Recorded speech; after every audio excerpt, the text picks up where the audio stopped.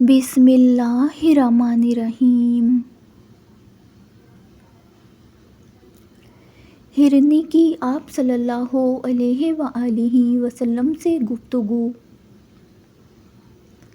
حضرت سلمہ رضی اللہ تعالیٰ عنہما بیان کرتی ہیں، ایک دفعہ حضور نبی اکرم صلی اللہ علیہ وآلہ وسلم ایک صحرا میں سے گزر رہے تھے۔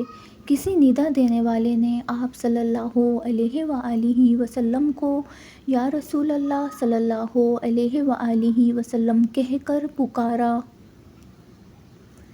آپ صلی اللہ علیہ وآلہ وسلم آواز کی طرف متوجہ ہوئے، لیکن آپ صلی اللہ علیہ وآلہ وسلم کو سامنے کوئی نظر نہ آیا۔ آپ صلی اللہ علیہ وآلہ وسلم نے دوبارہ غور سے دیکھا تو وہاں ایک ہرنی بندھی ہوئی تھی۔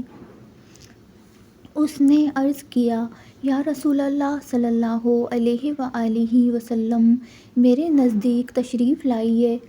بس آپ صلی اللہ علیہ وآلہ وسلم اس کے قریب ہوئے اور اس سے پوچھا، تمہاری کیا حاجت ہے؟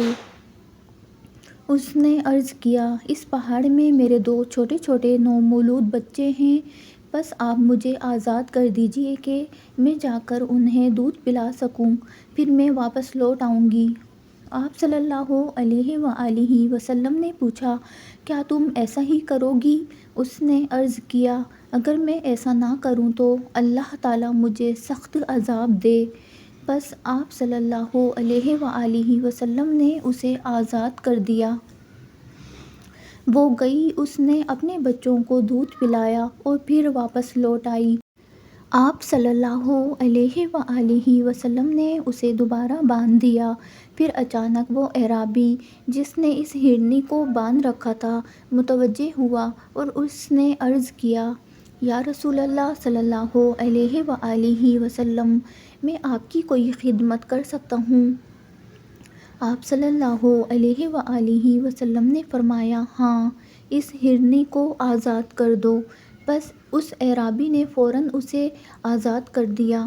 وہ وہاں سے دوڑتی ہوئی نکلی اور یہ کہتی جا رہی تھی، میں گواہی دیتی ہوں کہ اللہ کے سوا کوئی عبادت کے لائق نہیں اور آپ صلی اللہ علیہ وآلہ وسلم اللہ تعالیٰ کے رسول ہیں۔